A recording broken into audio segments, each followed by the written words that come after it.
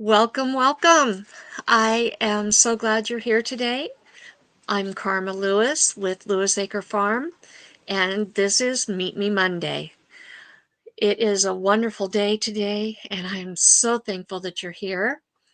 Uh, we have a wonderful, exciting date planned for you today. Um, a lot of you will recognize the channel that we're interviewing today. Uh, this guest has a really wonderful service that he provides to anybody on YouTube who has regularly scheduled live streams that they do. But we're about to find out more about the man behind the service, the man behind the channel, and I am really excited to do so. So without further ado, let me welcome to the stage Ralph from WebbsWeb. Hey Hello, how are everybody. you? Hey everybody, how's it going? How are you doing today? I'm doing wonderful. It's a That's beautiful day awesome. here in North Georgia, so What's that? I said it's a beautiful day here in North Georgia, so That's I'm just awesome. enjoying it. Let me make one change here. Okay. Forgot to do one little thing. I always I do it. I always forget something. I am hard of hearing, even with my hearing aids, and so I always go in and adjust the guest's microphone if I Ah, have trouble hearing them. And so I just did that one quick adjustment, and now I can hear you just fine. okay. If I'm low, I can turn my volume up too. Oh, I've Should got you now. You're okay. good. So I can hear you just fine. That'll work. I want to welcome everybody who is listening in. Uh, Ronson is my son. Ronson is also my administrative moderator, and he does an incredible job for me. He helps me anytime I get in a bind, every time I'm pulling my hair out and can't figure things out and I'm screaming mad, I can call him and he knows my moods. He knows he can talk his mama down, and he can figure things out for me when I can't figure it out for myself. And I thank him so much for everything he does.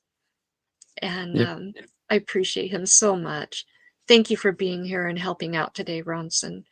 And those of you who are in the background and lurking, I appreciate each and every one of you. You are just as important as those who put comments in the chat. Those of you watching by replay, you are incredibly important to the channel. I would ask each and every one of you to please put a thumbs up. Lets the algorithm know that you've enjoyed the video, the show. And Jesse, Lisa, welcome in. I'm so glad you're here. And it just helps them know that this channel is an important channel to the YouTube algorithm. So, Ralph, I am Yes. so glad that you agreed to come on and let everybody meet you, get to know a little bit about you and what you do for the YouTube community. You and I both are about helping others and promoting other channels. And I think it's a valuable service that we both provide to the community. Yeah, But I we kind got of do. I kind of do more stuff behind the scenes than in front of the scenes on YouTube. I help a lot of people with like video editing and stuff like that, OBS and stuff like that. My channel, I post whatever comes into my head. Like I've been doing a bunch of ASMR stuff here recently. There's tutorials on there. There's stuff from around the house, stuff from travel. So my channel is more for me to have a channel to help other people with. So when they say I did this on YouTube, I can go look at my channel and have an idea of what they're trying to tell me. So I don't really post a lot very often. Sometimes I'll do every week for like a couple months and then I won't post anything for a while, like where I'm kind of at a standstill at the moment. So there's no telling what you might see on my channel. But like I said, it's it's more there for me to help other people with so that I can understand what they're doing. I think it's awesome. Yeah, that's my channel. The website I'd always had an idea because I can never remember when everybody's live because I go see so many different people. I don't really watch one niche. So it's like I can't remember when all these people are live. And I always thought it'd be nice to have an online list somewhere of when people were doing lives. So just never really put the effort into creating the web page and stuff, writing all the code for it and stuff. Not that there's a lot of code to it. And then Mhm, I was on a live with Des from Peaceful Des, and she said the same thing that I wish there was a site, and that just kind of gave me the impetus to go ahead and create it. So then Jesse over at Lazy Days Ahead, he had a spreadsheet that had a bunch of lives in it, and that's what I populated it with to start with. So a combination of people that I knew. The list from Jesse was a big help because that was a really long list. So that's where the majority of it came from to start with. So I know there's stuff on there that's probably out of date, missed time, changed dates and stuff like that. So mhm. I've got to spend some time getting it updated. But it's there just for everybody to do. It's doesn't like I said, it's not a lot of really heavy duty, super complicated HTML code to create that list. So it's pretty easy to keep updated. It doesn't, I don't spend hours every day, taking care of it and stuff. If somebody sends me an email to get on it, then I just add them. If somebody sends me an email saying I changed it, I just go in and change their times and stuff. It's real easy to take care of. Right.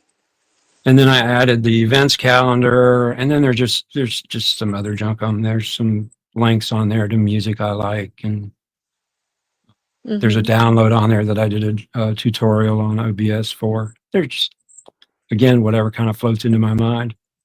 But if people have ideas that they like to see on there, or again, if you want to get on the list, just send me an email. And again, kind of right now, it's kind of geared towards homesteading just because I use Jesse's list to start it with, and that's what his list mainly is. Right. I used to send out blind emails to people saying, hey, I have this if you'd like to get on it. But I stopped doing that because I got a couple really ugly email returners like, who are you? What are you doing? I'm like, I don't need to deal with that. I'm not in here to do this stuff. So I've quit doing that. So it's basically just word of mouth. So Right. That's that's how I'm taking understandable. care of it. So I'm not going to let it be a problem to me. I'm not going to let people be ugly with me if they don't want to be on it. If they don't, most of the time, people will just not reply to me, and that's fine. If you don't reply, they're just telling me, no, you're not interested. I do have some people Right. a little more professional and will send me something back saying, thank you, but, not interested. That's fine too. But there's Right. just no reason to send somebody an ugly email back No, questioning there's what, not. what they're That's doing. And I'm just not going to deal with that. So I just quit right. doing the cold emails. Right. And I can kind of understand if they've been bombarded with a lot of nastiness at the time that they happen to receive it, but that's still no call for them to be rude. Yeah.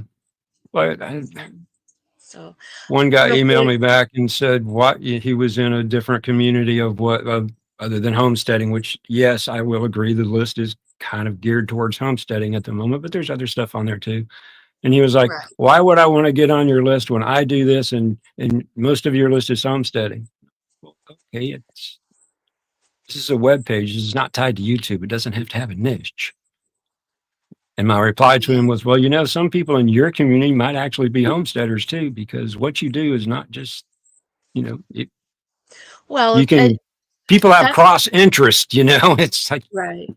And that's something that would be vital to point out. Your list is not strictly for homesteaders. It is for the it's for broader every, yeah, YouTube it's for community. anybody that has a live. Like I said, it is kind of geared towards homesteading right now because that's what I started with. And that's probably most of, not that I do homesteading, but that's just kind of So the people I are so if we friends could with. if we created or generated a bunch of interest from a broader group of YouTubers, then it would potentially generate Yep. more Views for everybody. lists, Well, yeah, a more varied list. a more But again, varied like I list. said, people have varied interests. Just because you do homesteading doesn't mean that you don't like to travel. Mhm. And just because you like to travel doesn't mean that you don't like woodworking. Right. It's like I understand that YouTube likes your channel to have a niche, but Mhm. that's your YouTube channel. That's not your life. Right. Your life is varied. Right. And again, my website is a website. It's not backed by YouTube. It has nothing to do with YouTube. It's just a place where I put this list. So Right. I don't want to get on a rant about that stuff. But it's just Yeah. I really would like to see it be a little bit more varied. But like I said, I had to start it with something, and Jesse was nice enough to let me have his list. So and that's what I populated. There's And some tech sites on there.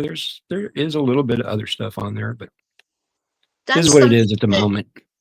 I find very unique about YouTube as opposed to some other sites is that YouTube truly is a community. It truly is or can be a family. I know that Yep. in my real life, I don't have much family. But when I come onto YouTube, I have created a family of real people with shared interests. Right. And Exactly. um, I'm not into the keto lifestyle, but I have formed friendships with people who are in the keto lifestyle and they Yep. promote the keto lifestyle. And I'm picking up some of their habits for Yep. my own life just because I enjoy the food. It's not because I want to Yeah. live a keto lifestyle, but it's because I enjoy the food and I enjoy their company. And the same goes with some of the traveling channels. I don't travel, but I enjoy seeing what they do because it gets me out of the house virtually. Exactly. Yeah. And same with some of the tech channels. I'm not tech savvy, but I do know a lot about tech through my son, and I enjoy learning a little bit along the way. Yep. Well, it's like, I'm a tech nut. I'm a computer nut just because of where I worked and everything else. And, but I'm also a soccer fanatic because I played soccer for a long time. And I have a lot of other interests. And I've just seen who that phone call is. I don't know if you guys can hear the phone or not. Uh, No. so yeah, it's just, sometimes I get aggravated with YouTube and their niche thing. Yes, you got to have a niche. Well, not necessarily. You don't really have to. But again, Right. what you watch on YouTube and other social media and what your channel is are two different things because I'm sure everybody watches all kinds of stuff. Absolutely. So if you can go see on a list somewhere that there's a live of somebody that you watch, and that's what you usually do with the live is go watch it, then hey, maybe I can go watch them live and actually see what they're like instead of just seeing them on a video. I don't know.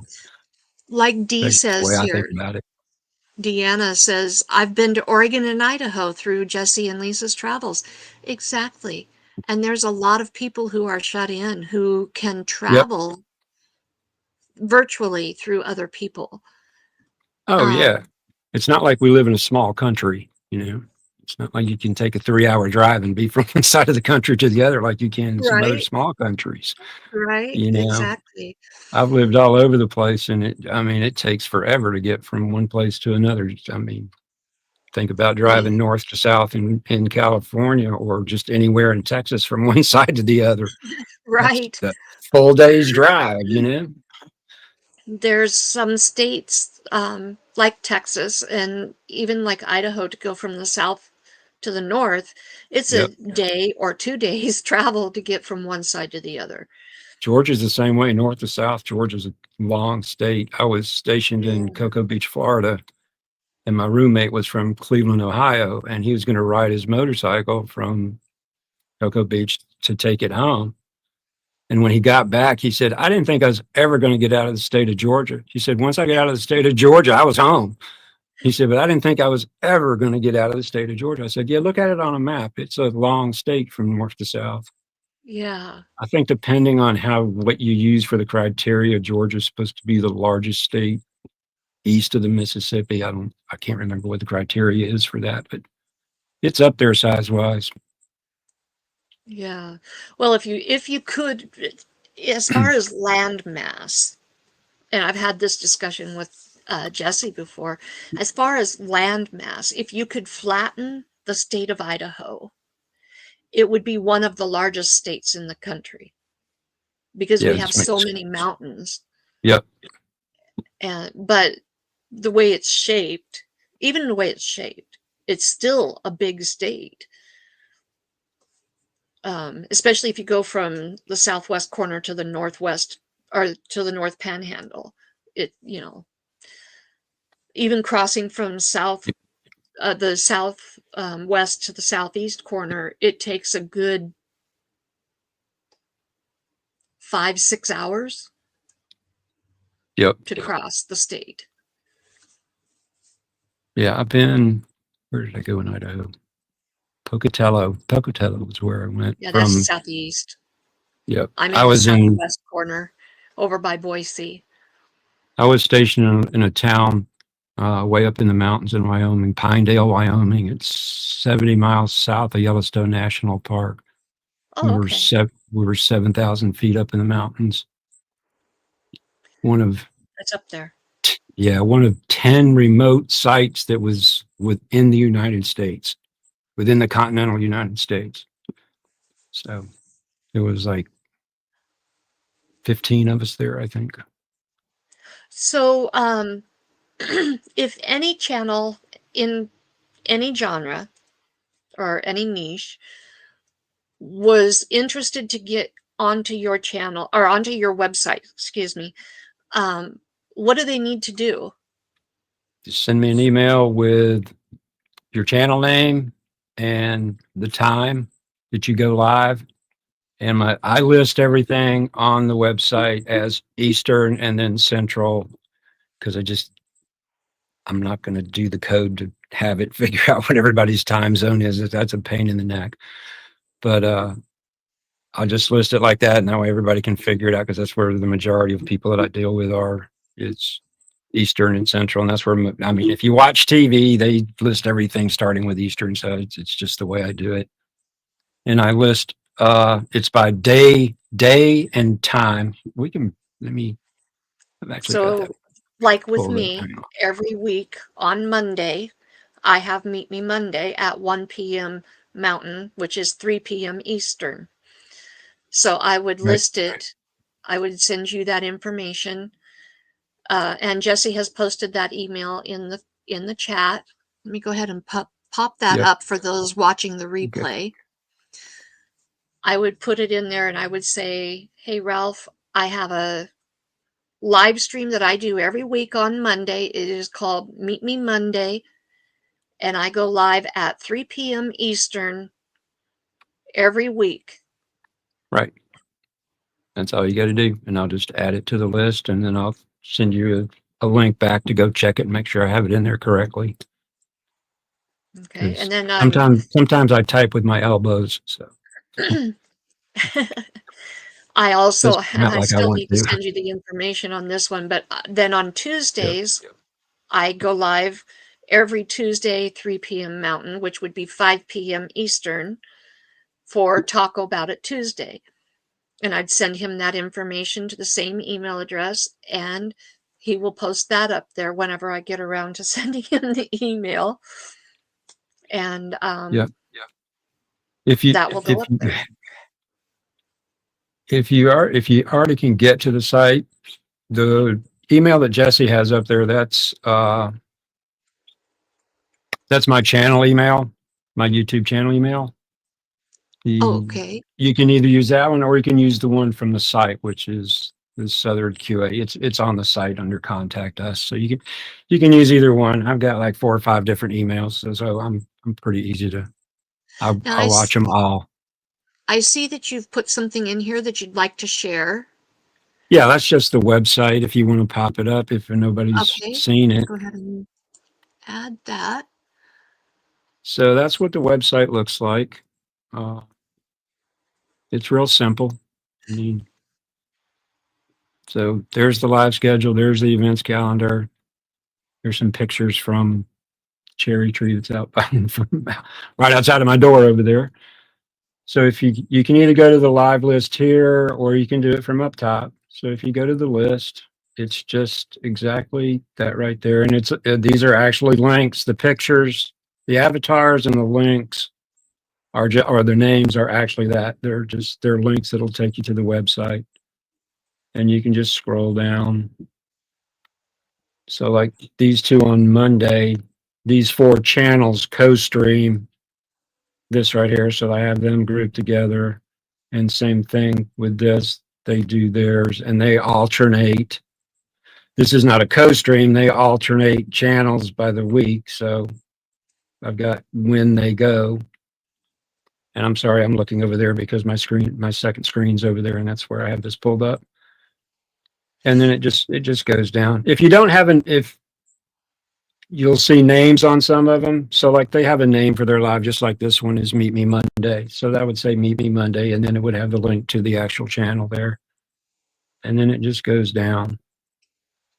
So while you see a lot of these are homesteading, there's a couple here that Now, also on this guy's Saturdays, if you were to look on Saturday, Jesse and Lisa only go live every other week. right, and it says that right here. Yeah. It'll tell you So that. even if you only go live every other week or once a month, if it is a regularly scheduled live Yep, stream, then you can have it posted to the website. yep. I use some. If anybody knows anything about programming, so I just use some PHP code to figure out that kind of stuff because PHP is really easy to work with dates with because you can actually do stuff like have it figure out with just one command what the first Sunday of the month is and stuff like that. So it's really easy to work with dates. But that's too technical. That's coding stuff. But anyway, yeah. So I mean, if you have like an oddity, I'm working on one now where once a month, one stream will follow another one, but the first one's start time will depend on whether the second one is going or not. So I'm working on figuring that code out. I've got one little thing I got to figure out on it, but I'm almost done with it. So, even if it's a once a month or again, dependent on something else, I can usually figure out a way to at least be able to notate it on here, just like these on Monday that I grouped together. Because again, these are two different types of groupings. This is a co-stream, so it doesn't matter what channel you go to, you're getting, all of their The input because same they're content. co-streaming. But this group down here, even though they do it together, one week is done on this channel, and then the next week it's this channel, and then they just alternate. So it's again, I can usually figure out a way to either group or annotate, stuff that you do together or stuff that may be an oddity or something like that. If I can't, I'll let you know. But for the most part, I can usually figure out something to group things together. All right. And then when you bring this up, you get a jump to thing up here that you can jump to any one day you want to. And then you got your events over here. And this is just a Google Calendar. So if you have a meetup coming up or a cruise or anything else like that that you would like to get on here, again, Or just send me the if you've good. heard about an event like I know 10 Killer just finished, but if you've heard about 10 Killer but you don't know about the information, you could go check this calendar Yep. out to get to the information. Right. Yeah. If you're looking for meetups, because a lot of times you'll hear somebody like 10 Killer just happened. You may not be in that community, but you may have gone and seen a live or gotten a short for whatever reason. And wow, what is this? It's like, okay, I wonder what other meetups are around. And again, this is a place where you can come to see it. If you know of something coming up, instead of emailing me directly, email the person that's putting on the event or has something to do with it so that they can directly, I don't want to get into third party adding stuff to either the list or the events calendar because then I don't really know how genuine it is. But Right. if You you can't pull like control them. Mid-America, yeah, Mid-America's coming up. And if you click on it, it just, brings up the information. So like this is pointing to their Facebook page where they have information on the event and stuff like that. Just, and it's just, it goes on. You can even go backwards in time. So like you could go back to last year and see when Mid-America was last year or 10 Killer was last year or Operation Rendezvous, which we just had in Texas. And Now, does it also list who the contact person is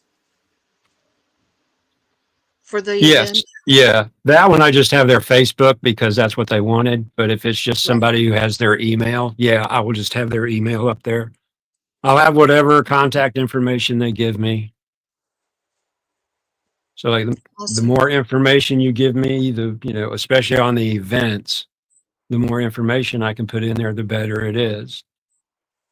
Because that way, when somebody pulls up, the link in here, they'll have all the information of who to contact, where it is, maybe a map.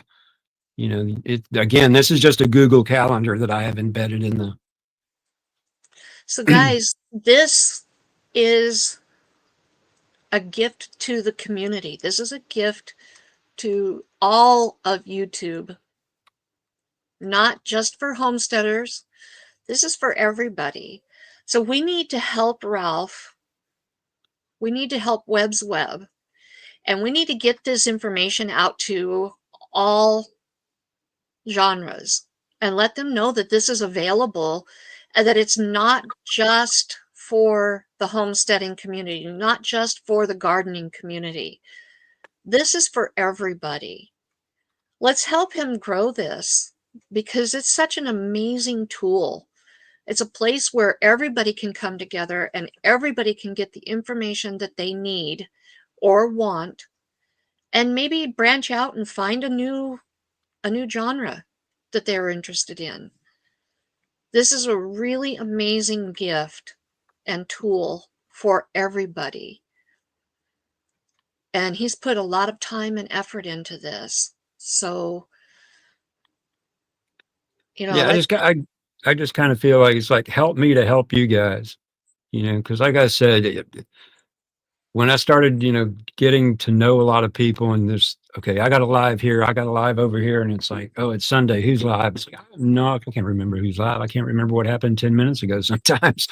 So it's like, you know, and I've seen other lists, not, I didn't think they were very good. So I didn't really pay much attention to them. I mean, this is not the only one that's out there on the internet, but I just thought that I would do it like this to just put something out there and see what happens, see if Dean, it grows, see if it doesn't grow or whatever. Like I said, it's not like I Deanna's spend. absolutely right.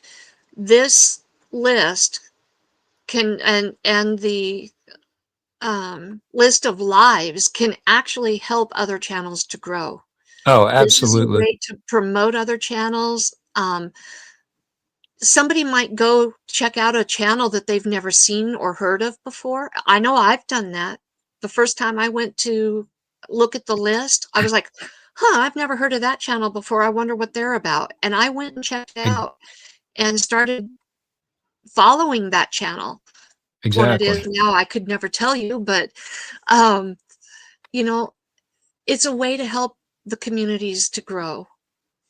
Yeah, I don't charge for this. I'm getting. I mean, I get nothing out of this other than the satisfaction of helping people. So, I mean, I don't want to say it, but I mean, it costs money to have my website. It doesn't cost a lot, but I would probably have the web hosting even if I wasn't doing this just to play with, just because I do that kind of thing. But it, it's not that.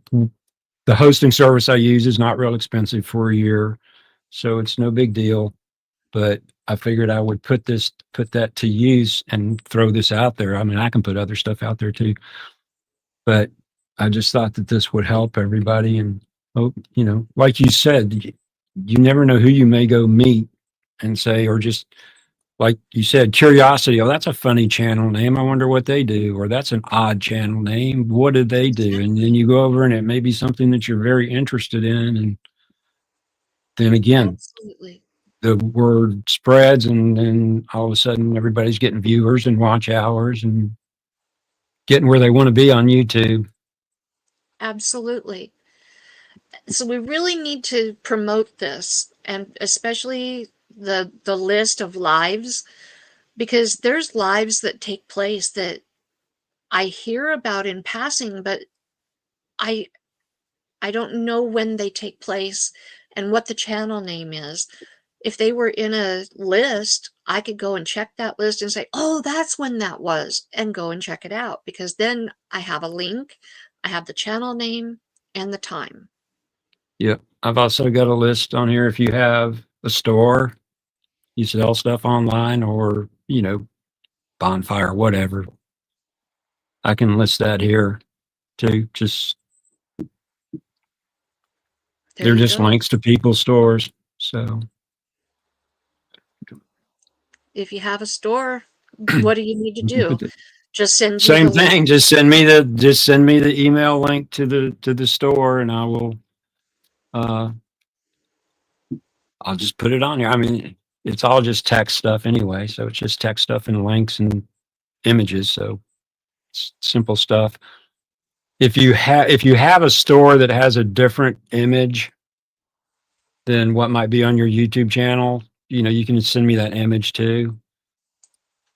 The slight difference between this page and the events page is, or not the events page, but the this page is this picture right here is in the code is actually a link to the avatar on your web page. So if you go change it, I'll know that you changed it, so I can go fix it. The That's cool. on the stores on the stores, I actually have gotten these images from people to put on here. So this is like an image that I upload to the hosting service to put on here. But it doesn't have to be. If it you I could link it to your YouTube channel or your web page if it's on there. There's that, and then there's the extras, which is just a bunch of YouTube links to music I like. I like blues, so if you like blues, you can come check out some of this stuff. And then that just takes you back to the home page. That's a link to my channel, and this just takes you to a bunch of pictures from this cherry tree Oh, that's that's outside of my window beautiful. over here. There's a whole bunch of them here, but anyway, So beautiful. yeah, it's come and gone already this year. Those pictures are actually from, I think, 4 or 5 years ago. But yeah, My it's apple it. tree is getting ready to bloom. I might already have some blooms on it. So that's what the web page is all about. So, really quick, Mhm. I want to go back here and say hello to some people that have snuck in. Um, I'm way behind on this. Okay, we, we caught Jesse and Ronson. Arlene, so glad you're here. I did see you when you came in. And Deanna, um, we've highlighted a few of your comments. So thankful to have you here. Joe, so glad to see you here. You weren't first today. Let's see. Rebecca, did you get your package? I see that it was delivered today. She was in my live on Tuesday this last week and won a book in our giveaway. All right. And for those who don't know, on Tuesdays, I go live with Glenda from Grace and Fire. She is my co-host, and one time a month we do a giveaway, and you never know which Tuesday it's going to be or what time during the live it will be. So she just happened to be the winner for April on my side. Let's see. Scroll down. See, Troy Sutton is here. Hello, hello. Thank you for being here. And Barry, hello. So glad you're here. Let's see. And I think, oh, I know I missed somebody else in here. I saw Rudy was in here earlier. I saw her, but I think I missed her comment. Rudy was in here, but I didn't see her comment when I was scrolling through. But hello, Rudy. I did see you. I hope you're still in here. And anybody else who is listening and lurking in the background, hello, welcome in. And again, those of you watching on the replay, so thankful that you're here. You didn't sneak in, Barry? Well, good. I thought maybe you might have. So, okay. Off-Grid World, you just slipped in the door. So glad you're here. So, Ralph, normally when I do these interviews, I do things a little different. Normally we talk about the creator first, and then we talk about the channel. But it just seemed natural to talk about your channel first. And leave it to me to do things backwards. Oh, no, it was fine. I'm really glad that we did. I'm kidding. So you kind of explained what prompted you to do the channel, and so how did you come up with your name for your channel? Well, my last name is Webb, so that's why you got the first Webb with 2 B's, and then the web is where I kind of hang out, so it's mine. The web is mine. It's WebbsWeb. It's my web. Okay. That's just where I came up with it. I think it's awesome. I really do. Because, like I said, my channel is not really a niche. I don't have really one thing that I put on my channel. My original idea was to do tutorials, but after I started doing them for a bit, it's like, these are kind of repetitive and things change so quickly with the software that, you have to really keep doing them. And again, at that point, YouTube was not something that I wanted to put a lot of time into.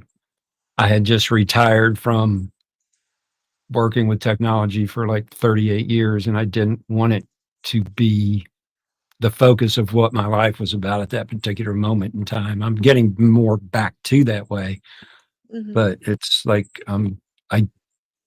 not that I want to get away from technology. I just don't want to be pressured by it, because meeting deadlines, having projects that have to be due, I didn't want to feel the pressure. Oh, I got to get a video out today. It's like, I don't want that. I'm getting away from that. So I'm starting to get back to it a little bit, but that's why I don't let my channel pressure me into, I got to get a video out. Oh, I haven't done a short today, blah, blah, just not doing that. Been there, done that.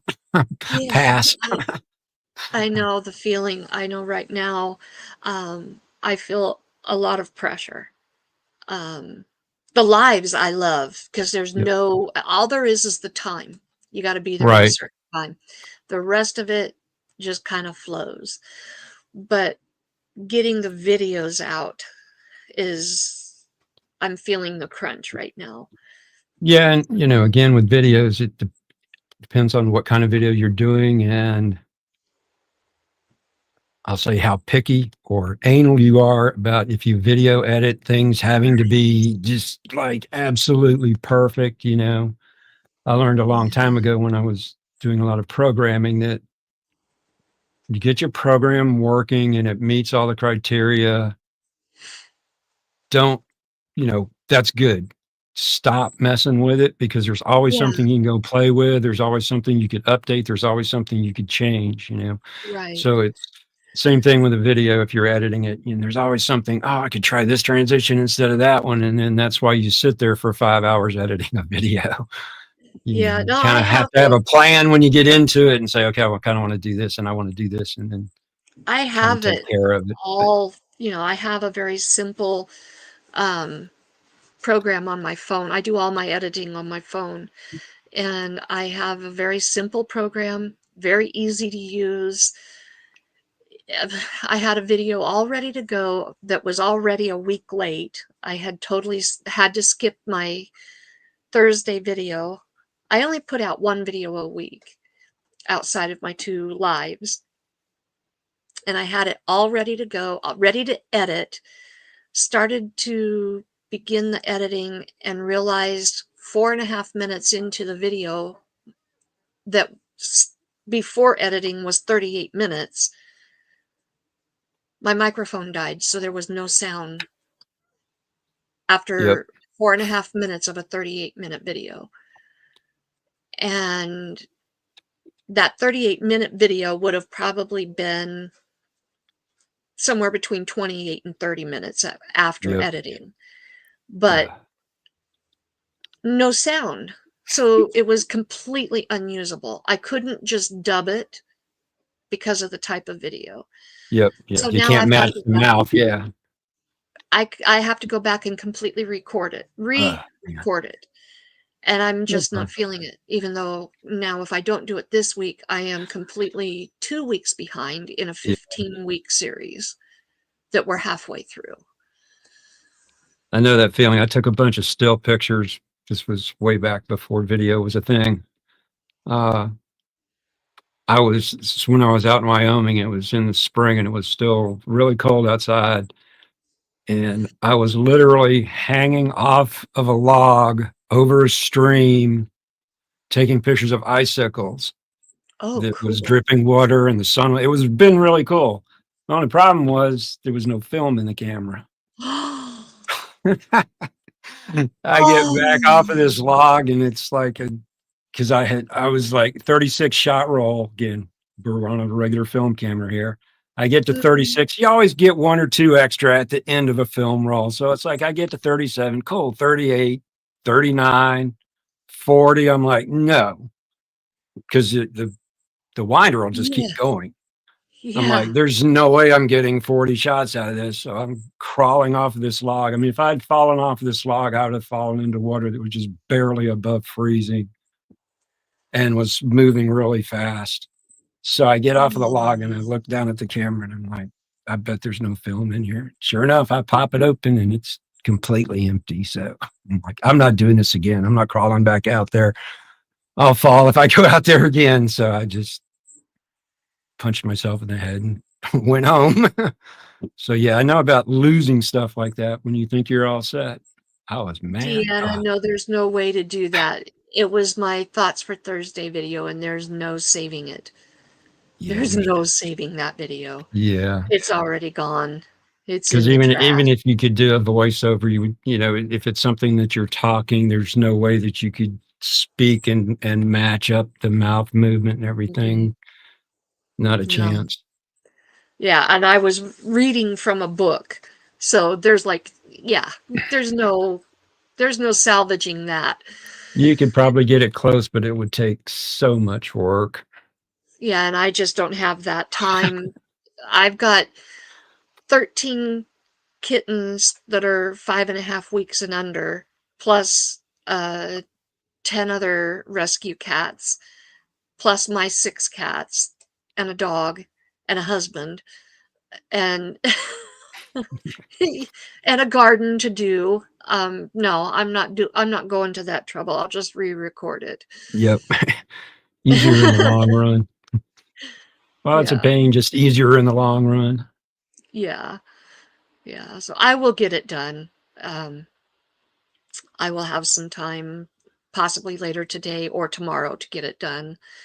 And the editing won't take that long if I can keep my tongue working long enough to to get the reading done without Yeah. too many mess ups. Yeah. I don't, edit, editing on your phone is, I won't get started on it. It's kind of a pet peeve. I hear a lot of people that complain about how hard editing is, and it's hard because they're doing it on their phone. So, I prefer it. It's easier for me. I tried it on my computer and I literally was simply adding a short, like 2 minute intro to an old video, and it took me 8 hours. And I was like, I will never do that again. that doesn't make any sense. Anyway, again, could have been programmed, could have been anything. I mean, I mean, if all you got is a phone, that's what you got to use. If that's what works for you, that's what you use. I mean, Every you video that use I've what you got. uploaded, every video that I've uploaded has been done on my phone. Yeah, no, I know a And lot of people, and a lot of like this off grid world just said that, I mean, all they have is a phone. If that's what you got, that's what you got. If you use what you yeah, have. there's You know. actually some pretty decent programs to use. Oh, there's a lot of really good programs to use on your phone. It's just it's size of the screen. It's what the amount of controls that they can put on the screen that you could actually use. You have to do a lot of sometimes jumping back and forth between screen. Again, depending on what you're doing, what you're do, how much you're editing, how deeply you're editing. You know, Yeah, if you have a larger, like a computer screen, even a small computer screen, there's just so much more screen area that they can create an easier interface for you to work with. So it's more about workflow, what they call workflow in your editing, than it is anything else. And on a phone, if you have to keep jumping back and forth between screens, again, if you're doing something simple that's all on the main screen there, then yeah, it's all right there. But if you have to do a bunch of, swiping this way or going from this screen to that screen, whereas if it was on one screen on a computer, it's just click here or click there. And again, it's all in what you're used to using and all yeah, what works for you. I I can talk about editing and what's right and what's wrong, and there is no right or wrong. There is no one right or wrong editor to use. You use what works for you and you use what you're comfortable with. I use DaVinci Resolve, very complicated program, doesn't have to be, but it's more than just an editor. I won't get started on that. I know Jesse uses DaVinci. Again, if you like CapCut, use CapCut. If you like shortcut, use short or shotcut, use shotcut. Use whatever you like. There is no one correct editor that I yeah, could say use this editor above everything else. There's just there's yeah, not one right answer to what editor you should use and what platform you should be doing it on, whether you should be right. using a phone, and if your phone is an iPhone or whether it's an Android phone, there's no one right answer. Just like Macs and Windows PCs, there's no one right answer of what's better and what you should be using. So I know that will create a big argument, but there's just not one answer to it. So use No, whatever there's you want, use whatever you're comfortable with. If you use what you're comfortable with, your output will end up being better. But right. on that same note, don't be afraid to go try some of the other software too. You may find that you like something better. Yeah, And I'm not that's saying go all the way up to DaVinci and all that kind of stuff, because DaVinci yeah, can be a very complicated program, yeah, but they also have a completely free version that will do pretty much anything that anybody would ever need to be able to do to start off with. So, and it's really not that hard to use. But anyway, I'm a Da Vinci fanboy, so I'm sorry, but I have it's dabbled a with great program. I have dabbled with I uh CapCut. I looked at it and I tried to figure it out, and I was like, this is nuts. And Yeah. I took it off. And CapCut's then a CapCut's a good program. Some people don't like it because it's owned by the same people that own TikTok. right. So if that, if that's a problem for you, then don't use it. But as a program itself, as far as how it works and everything, it's actually a pretty decent program. They've done some, again, just like a lot of people will do, they'll introduce a feature and then the next version, and then you got to pay for it. So Yeah. And then I've looked at Canva, and again, Canva was you can't, frustrating. I can get on Canva. I don't really ever use it. Again, it's one of those things I can get on because other people use it and I want to, when they say they're trying to do something, I want to be able to see what they're talking about just for my own curiosity.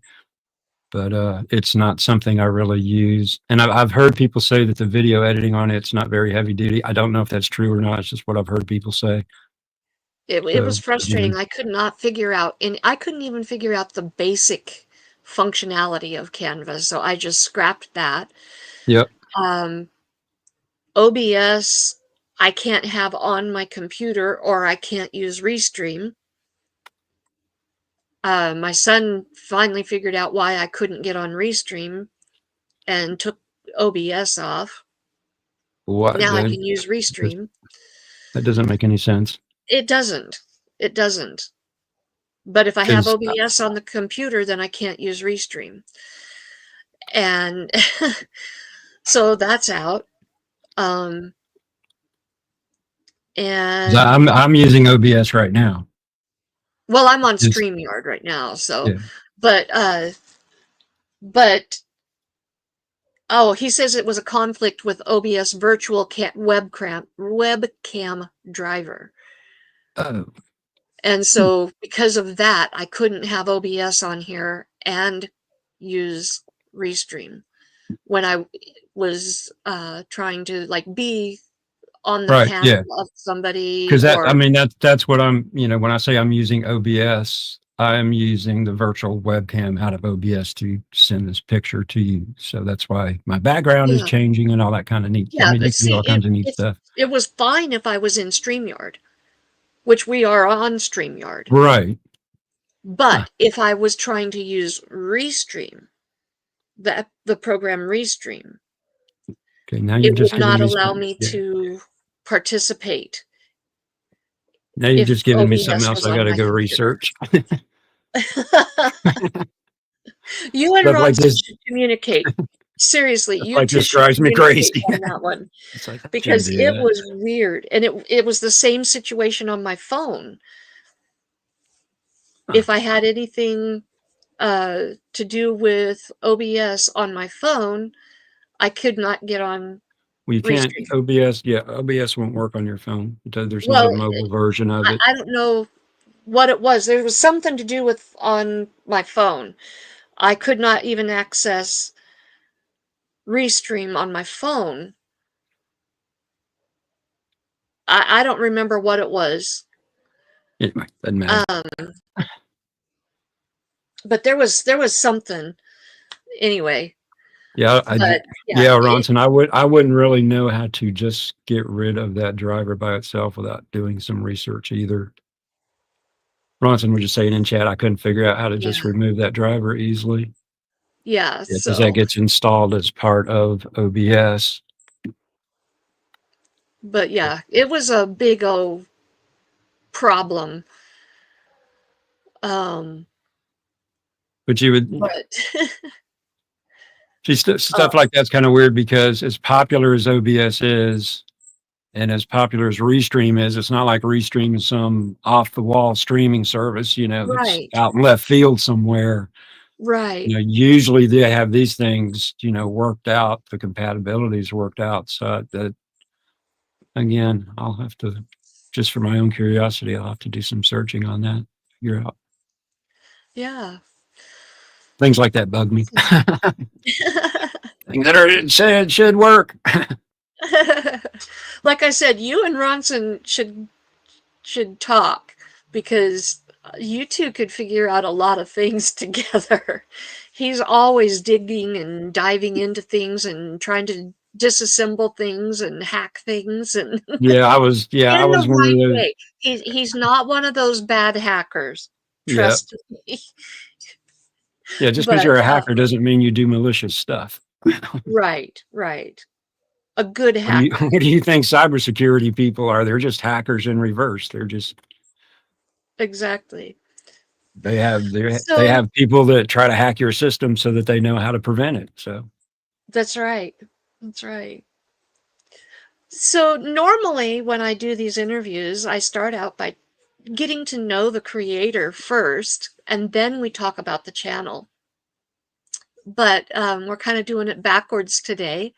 We're learning about your channel um, first.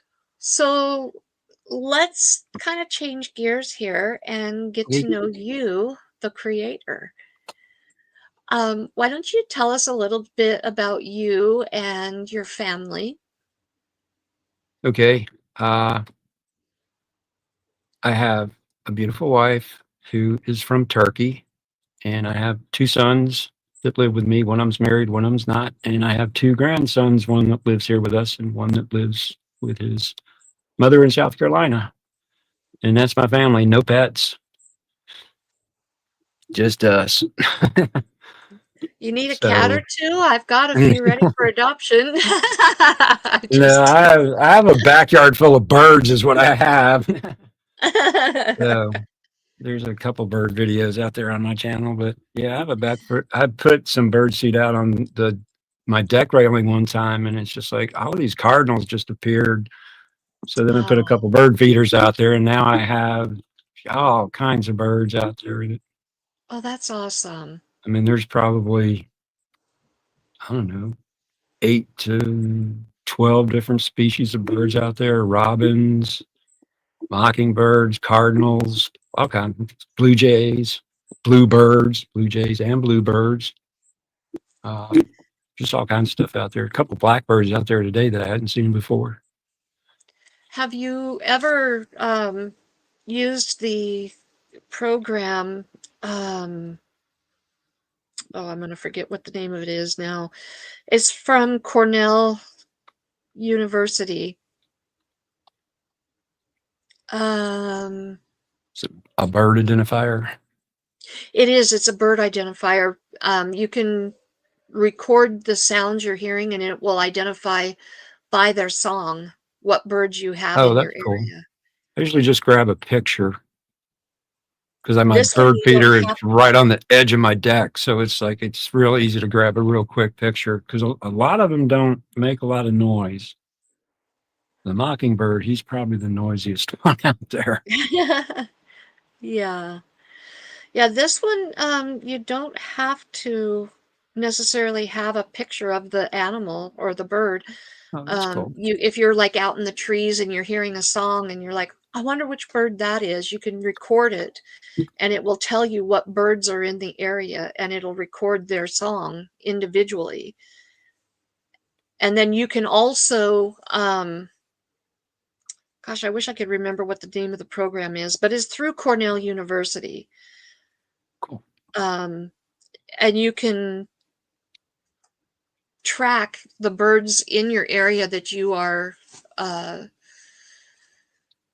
that you are hearing, and um, you can keep track of everything and keep a Merlin. Thank you. It's Merlin Bird ID by Cornell Okay, Lab. cool. It's Oh really yeah. fun to use. Sounds neat. Yeah, yeah, Yeah, but I mean, growing up, we always had a dog and a cat, so it's not like I've never had pets. It's just that we don't have them now. yeah. We always had a German. My dad loved a German Shepherd, so we always had a German Shepherd. My sister loved cats, so we always had a German Shepherd and a cat. Yeah. So now you sent me a really fascinating email when we first started talking, and I was so intrigued by everything that you shared. Um, A little mini bio. yeah, you were talking about some of the uh, activities that you did when you were growing up. Um, you said here that you were a swimmer, you water skied, you played football and soccer. Yep.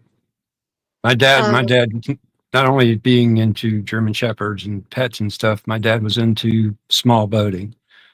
And I live now pretty much where I lived when I was growing up, a couple towns over. Just mhm, north of me, there's a huge lake called Lake Sydney Lanier. And it's a very, very popular boating place. So that was during the summer, that was our weekend place to be, to go up on Saturday morning, put the boat in, go out to an island, camp overnight, come back on Sunday. So boating, water skiing, swimming. I've never known a time when I didn't know how to swim. Hardly can remember when I didn't know how to water ski, although I couldn't do it now. But yeah, and then my dad had always been into sports. He played college basketball and football, just, not Division I or anything. mhm, He was more of a scholar than he was an athlete. He had a he went to City College of New York. They mhm. did. He was on the chess team, and he got a big letter for chess and a little letter for football. So he always wore the big one because it was the big varsity letter instead of the little one. Right. Anyway, so I grew up doing that, and then I played American football. I'm a little guy. I'm like 5'6", so as soon as people started growing up above me, American football became out of the question, and I switched over to playing soccer and ended up being relatively talented at it. So I Well, I stuck don't with that. know. My dream was to be a professional player, but I just really wasn't quite good enough. I did have professional scouts come watch me play, but consensus was I was just not quite big enough and not quite good enough. And that was okay because I didn't have all the super fancy moves and everything. And my game was more about speed, change of pace, and a mental game more than a physical, being fancy with the ball and stuff. So, but that was okay. I had injured my knee playing soccer in high school, so that kind of limited me too. So, Right. but I'm perfectly fine with it. I wouldn't trade any of the experiences I had playing soccer for anything. And you've had a lot of interesting experiences too, I've, based on your I'm bio. lucky. My parents were always very supportive of things I did. It was never like, yeah, I want to learn this or I want to learn that. It's like, yes, but if you're going to do it, you're going to do it right. It's like if you're going to play a sport, you're not going to quit halfway through the season. You're going to see it Exactly. out, because I've always been very, I won't say athletic, but very active in my life. And I played all kinds of sports. Even I tried out for basketball in junior high at whatever I was then, 5'3", whatever. So just, always done everything. If I played baseball one year, I can't throw a ball from here to there, just for whatever reason. But it was always, you're going to finish the season out. So I always was taught to stick it out. But I was never told, no, you can't go try that.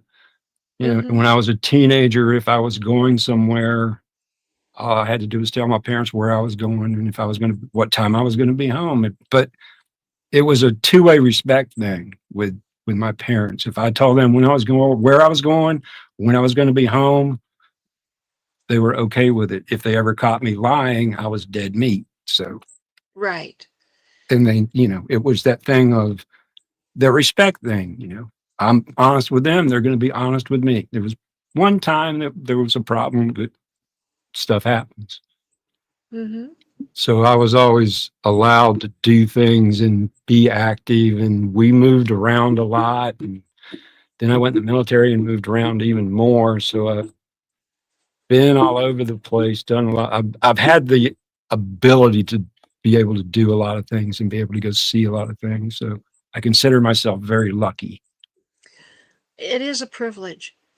And It is. there's a lot of people who have been given that privilege who don't respect it. You know, Yep. they just take it for granted. And I think that's sad because there's a Yeah. I lot mean, of us who I wish have they had friends. half Yeah. the experience. Yeah. I have friends that have hardly traveled from any, from where they've grown up. Mhm. We had it. We had a guy when I was stationed in Turkey. That's where I met my wife when I was stationed in Turkey. I was in the Air Force for just under 8 years. So again, moving around with that. But there was a guy that was stationed with us in Turkey, young single guy. I was single then too, but he would not leave base. He was so afraid to go downtown, go, off base because of whatever he had in his mind. And it's like, well, I was stationed right outside of Ankara, Turkey, which is the capital. It's a huge city. Mhm. It's not as big as Istanbul, but it's a huge city. All the embassies and everything are there. And it's Mhm. just like any other large cities. There's parts of it you don't want to go to. There was parts of it you didn't want to go to as an American also, but we were always told about that. But as Mhm. long as you went down to the major shopping districts and the main places that people go, you were fine. But he was just so afraid. He wouldn't even go shopping with us. And I wouldn't go downtown by myself, but to go with two or three guys to go shopping or to go, you know, eat or whatever, it's no problem. But he wouldn't even go with us. He was like, no, I'm afraid what. And then he got back and all he would do would be complain about how bad it was there. What are you doing? So yeah, you just kind of have to make where you go that's home at the moment, and you have to learn about it. When I found out I was going to Wyoming, I don't hunt or fish. Mhm. Wyoming is a hunting and fishing paradise. I'm like, what am I going to do there? So I bought a four-wheel drive vehicle and I learned to take pictures. You got to take the opportunity that's afforded to you. Just sit there and complain about it. Right. You make the best of where you are in the Yep. moment, Or you're and going you to be become miserable. content. That is how I learned to love every single job that I had when I was able to work. You become content with what you have. Yeah, but it doesn't mean you can't strive for something better. But it's just like Exactly. like I said, you got to afford the opportunities that you get. Like I said, when I first found out I was going to Wyoming, I was like, oh man, no, that's the one place I didn't want to go. Of all the places I could go, that was the one place I really didn't want to go. So it's Yeah. because again, but I was like, okay, well, I'm going. What else can I do there besides hunt and fish? I don't do either. Okay, well, what other people do? Oh, four wheeling. Okay, I bought a Toyota Land Cruiser, the old FJ Jeep type, FJ40 Jeep type. And then I said, well, beautiful scenery. I guess I'll buy a camera and learn how to take pictures. So that's what I did. Same That's thing when I was awesome. in, yep, same thing when I was in Turkey. It's like, well, we've been here for quite a while as far as presence goes. So everybody that's been here before me has got to know what's going on there. And it was funny when I found out I was going, same thing. Everybody that had not been there was telling me how bad it was going to be and that I was going to hate it and everything. There was one guy that was stationed with us in Florida that had actually been there. And he was like, don't listen to these guys. Come over to the house tomorrow night. I'll show you what this is really all about. And he showed me pictures. He said, you'll like it. And I did. I was like, this is cool. I did a little bit of traveling while I was there and saw some stuff I never thought I'd see. So I went to Ephesus, which is a old Roman ruined city, Mhm. which didn't really impress me at first until I saw this big giant stone that had this Roman writing stamped into it. And I was like, wow, it's pretty cool. That's pretty old. Yeah. So you just, yeah, so again, take the opportunity that you're given. Learned about Turkish food. Again, met my wife. That was the furthest thing from my mind when I was going to Turkey, when I found out I was going to Turkey. I just gotten divorced from my first wife. It was, Mhm. again, fine. That was just amicable. We were just two people who thought we were in love that weren't. So we figured that out real quick and just said, see ya. And that literally happened like right before I got sent to Turkey, and I was stationed in Cocoa Beach, Florida. So I'm a newly single guy living on the beach in Florida. Now you tell me I'm going to Turkey. No, no, no, no. So going to Yeah. Turkey and meeting my wife was the furthest thing from my mind at that point in time. But again, you never know what may be planned for you. So Now, you were telling me in the message that you had an interesting mission while you were there. yeah, That what we did, what my organization did, it's called AFTAC. Our job was to monitor nuclear testing throughout the world. So if well, of course, if we know when we are doing it, if the Russians set off a test nuke, just like we used to do in Nevada, they had their sites. The French had their sites. Uh, Again, the French, we pretty much, knew when they were going to because we cooperated with them. The Russians, we would figure out through intelligence when they were going to do theirs, and we would just kind of be watching. When you set off okay, Ted, our mission was to monitor the Test Man Treaty of 1963, which one of the things, 63 and 64 actually, one of the things in there, two of the things are you can't test above ground. So no venting, no testing above ground. And it also cannot be the design yield cannot be more than 150 KT. Okay. And I'm not saying anything that's not common knowledge. I'm not saying anything that's top secret or anything like that. So right. I did have to have a top secret security clearance to do this stuff. So so everybody tests underground except for the Chinese because they didn't sign the treaty. They still set stuff off up in the air. They put theirs up on a tower and push a button, basically. So, but everybody else tests underground. So when you set off a nuke underground, it shakes the earth just like an earthquake does.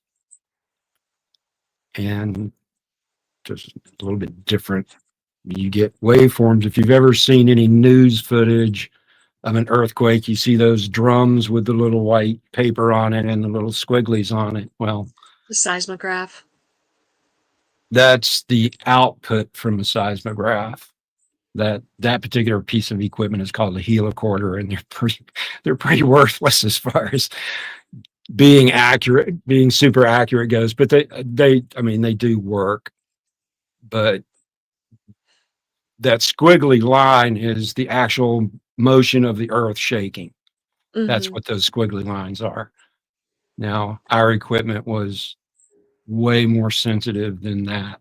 But when you set off a nuke, it has just a slightly different look to it. Those waveforms have a slightly different look to it than an earthquake does. So you can differentiate between an earthquake and a nuclear test. And that's what we did. I literally sat and looked at a little screen about this big for 12 hours a day, 12 hours worth of film, 8 hours of my film, and 4 hours of the previous film, looking for earthquakes and nuclear testing and everything else. We recorded all of this data, even the earthquake data. We recorded all of that data and sent it back into our headquarters and to USGS, the U.S. Geological Survey. Mm-hmm. And when there's an earthquake and they come out and say, oh, it was in this location and it was this deep and blah, blah, blah, blah, blah, blah. Right. All of that data is compiled by the USGS from all of the seismic stations throughout the world. And that's how they can give you such an accurate location and give you an actual how deep it was down in the crust of the earth and stuff. Huh. Well, that's So, fascinating. yeah, again, one of those things. When I went in the Air Force, I went in as open electronics. And since I had real high scores on my ASVAB, they said, we're going to pick you for this because again, you have to kind of temper what the military tells you, that they only picked the top people in the Air Force to be in this career field. So some of the people I worked with, I will believe that, and some of them I don't believe that. But uh, for the most part, who were the smarter people in the Air Force? I don't want to sound stupid or anything, but they didn't. You had to have some brains to do what I did. So it Yeah. wasn't hard. It was just, but we did a lot too because we worked rotating shifts. So it was like depending on where you were, like 3 day shifts. So daytime, then a couple days off, and then 3 or 4 like second shifts, 4 to midnight, and then a couple days off, and then 4 mid shifts, midnight to 8 in the morning. You just rotated through this stuff. So that could get on your nerve. There you would wake up and just not know what day of the week it was, Oh, which I'm was bad, sure. which was bad enough. But then you realized you didn't care because it was just whatever day of whatever shift number. It's my second day of second shift, or whatever. So yeah, That'd that's be you really kind of hard on the body, though. yeah, because it, like I said, sometimes you'd wake up. The worst one was going from like second shift, what we call swing shift, going into mid shifts, because a lot of times you would come home and it would be dark, and you'd wake up and it would be dark, and it's like, oh crap, am I supposed to be at work now, or am I supposed to be on duty now? Because again, you've lost Yeah. that day night routine in your brain, and oh man, yeah. There've been a couple of times where I woke up and it was like I went to bed and it was dark, and I know I was on my last day of swing shift, and I was going to mid shift, and I would wake up and it would be dark, and I would be like, what time is it? There'd be that minute of panic before you realized what time it was. But if Yeah. you missed duty, you would pretty much know about it pretty quick, so, because you were relieving a one man shift. So Yeah. the only time you were there with everybody else was during the day shift people when they were there when you were commander and everybody was there. So Mhm. that was when I was at a detachment. When I was at headquarters in Florida, of course, there was all kinds of people around. So, and when you worked at headquarters, you worked frozen shift, what we called frozen shift. So if you work day shift, you always work day shift. If you work second shift, you always work second shift. So at least you could get used to it. And some people preferred to work the off shift. Some actually, a couple of the guys enjoyed working the midnight shift because they either had new babies or they had a second job, which we were Mhm. allowed to do, and it fit into their schedule better. My mother was a nurse, and she used to like working the third shift because it was more quiet, and also where we lived. If she worked day shift, she would be going with traffic, but instead she was coming home the opposite direction for where traffic was going in the morning. So she liked it better. So if you like the off shifts, they work fine. But the Yeah. rotating shifts were rough. They could get on you, but you were only there for a couple years max, so, unless you just wanted to stay there. But usually, if you were wanted to stay there for a longer, like if you were overseas, if you wanted to stay there for a longer period of time, you were a little bit higher up in rank, and we're just working Mhm. day shift anyway, so you didn't have to deal with it. But Right. yeah, that's what I did in the Okay. military. It was very interesting. Again, join the Air Force and study earthquakes. Leave me to do stuff backwards. So how did you meet your wife? I met my wife while I was stationed in Turkey. Like I Right. said, just got divorced from my first wife, so that was the first. I wanted to go spend my year and a half and come home. That was my plan: go spend my tour and come home. So I had actually gone over, had actually flown back to the States to take care of some stuff with my first wife that we needed to take care of. And I had gone back. In the time that I was home taking care of stuff, we got a new guy there. New guy had come in with his family, and Mhm. he had kids. So he needed a babysitter. And on the base, they would have a listing of local Turkish babysitters and stuff from downtown. So his name was Tom. This babysitter that he was going to, my wife was friends with her and she used to hang out at her house all the time. And I went down with Tom one time to drop off their kids for babysitting. And I met her there, just, hi, how are you? And then I think it was either that night or a couple of nights later, everybody was going out to eat and have a few drinks and everything. And I met up there. So again, furthest thing from my mind when it happened, but That's awesome. again, you never know what God has planned for you. So Exactly. Exactly. That's really cool. yep, and we've been You never married know. what 40 something years, 41, 42, 43 years now or something like that. So, That's cool. yep. So, let's see. There was another thing here too. You played soccer until your knee injury, and Well, the I coaches played a told long, yeah. you, Well, I played a lot longer after that, but that's one of the things that limited. right. But then you also, because you loved soccer so much, you continued in the sport, but in a different capacity. Yeah, I became that guy who can't play anymore, so he coaches. That's what they say. Those that can't coach. No, I had always enjoyed working with kids, and I just said, well, it's like I can't stay off of the field, so I'll just start coaching. And I started, and when I started, that was when soccer was just starting to get going in the States, and most of the parents didn't have any idea what was going on, and most of the coaches didn't. I mean, I didn't have any idea what I was doing when I first started coaching either. I just thought it's soccer, it'll be all the same. And I learned real fast that coaching is not the same, especially when you're coaching kids. It's not Mm-hmm. the same as play because kids have no idea. Things that I would do just instinctively, like kicking a ball. Think about kicking a soccer ball. It's it just happens. I've done it so many times that it's just rote motion with me. I don't put any mind thought into what goes where when I'm kicking a ball. It's just like I got to kick this ball and I want it to go here, so my body just does it. Right, Kids haven't learned that.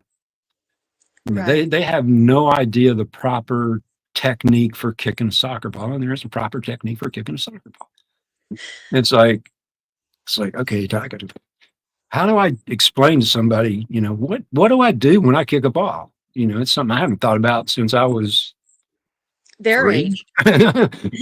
or before, yeah.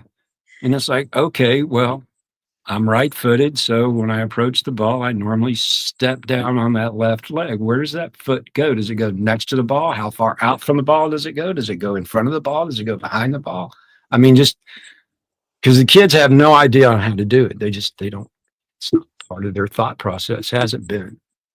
Right, So I had to really go down and start breaking down everything I did. It's like, okay, questioning, why do I do this? Why do I do this way? You know? So again, me and my analytical mind, I got to break everything down. But then I became very good at teaching proper technique to kids for soccer, not so much the tactical side of the game, but the technical side of the game on how to kick a ball. If I want to curve the ball, how do I do that? Uh, the thought process in a game.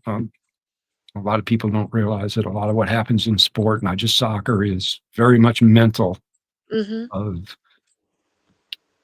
you can soccer and basketball are very much alike, where there's a movement off of the ball. There's things that happen that most people don't see unless they really know the sport.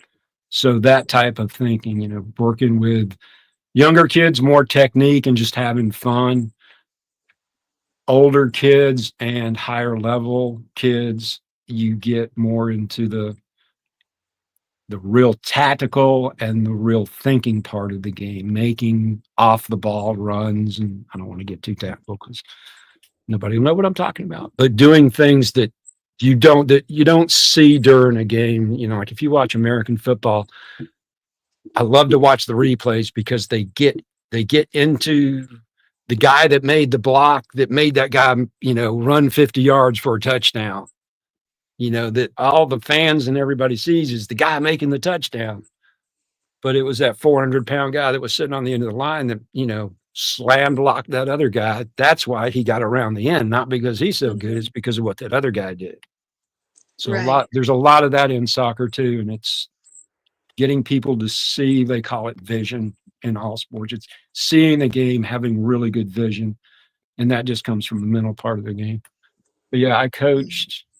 coached for a really long time until I had a hip replacement and my knees have just, and now I've got bone spurs in my neck from a motorcycle wreck I had. I cannot be physical hardly anymore. I go out and help the Mm. kids work in the yard for an hour and I'm shot. So it's very frustrating for me because again, always being so active and everything. And now it's like I'm so limited as to what I can do. So what But yeah, age groups did you coach? I coached everything from under, actually starting at, I'll say under eights. I've done under sixes before, but I don't consider that coaching. That's babysitting. Uh, Did you I, ever do, like, the indoor Nerf soccer? yep, I've played indoor soccer a couple times, and my niece said, "Don't do this anymore." But I've coached everything from under eights, recreational, which is just Mhm. for fun, basically. I mean, it keeps scores and standings and everything, but it's more for fun. All the way up to under 19 select, which is where you have tryouts and you actually pick your teams. It's pretty Mhm. high level. So those were 17 and 18-year olds who thought they knew more than I Ronson, did. when Ronson was 4, I believe, pretty sure he was 4, they had a little program for the, like, 3s, 4s, and Yep. 5s, and it was indoor Nerf soccer, and talk about a Excuse riot. me. That was Oh so yeah. much fun. So much fun. And they were teaching them the technicals. Oh They were yeah. really, they were really But teaching them, but I mean, soccer is so much more organized now than when I first started. Because when I first started, it was just like a free for all because nobody knew what they were doing. Yeah, and it's just because the sport was, for the most part, new to the U.S. I mean, not that we didn't play. Again, my yeah, dad grew up in New York, so just from all the immigrants in New York that were playing out in the fields and stuff, he always knew about soccer. He didn't ever play it, yeah. but It was when just I was playing football, he said, you should check this out. He said, this is a really cool sport. He said, I think you might like it. Oh yeah, I love this. yeah, I was lucky because I guess I just have a little bit of natural ability for it. So I won't say talent. I just one of those things I clicked with. yeah. But yeah, no, and I really enjoyed coaching. It was a lot of fun. I mean, and I've got trophies. I've got all kinds of stuff. I've coached and played on teams that haven't won a game all season, hardly scored a goal all season, and I've played and coached on teams that haven't lost and scored goals every game. So I kind of understand both sides of it. Right. I Yeah. I get a little overwrought sometimes when I'm on the sideline, but it's never really about you know winning. It's more about playing well and being refereed well and stuff like Right. that. It, if you play well and you lose to a better team, well, you just lost to a better team. Go back and work next team. If you lost and you played poorly, then you need to go back and work at practice.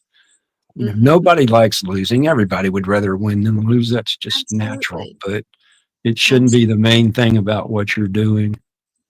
I was always more about teaching the game than I was about winning or losing.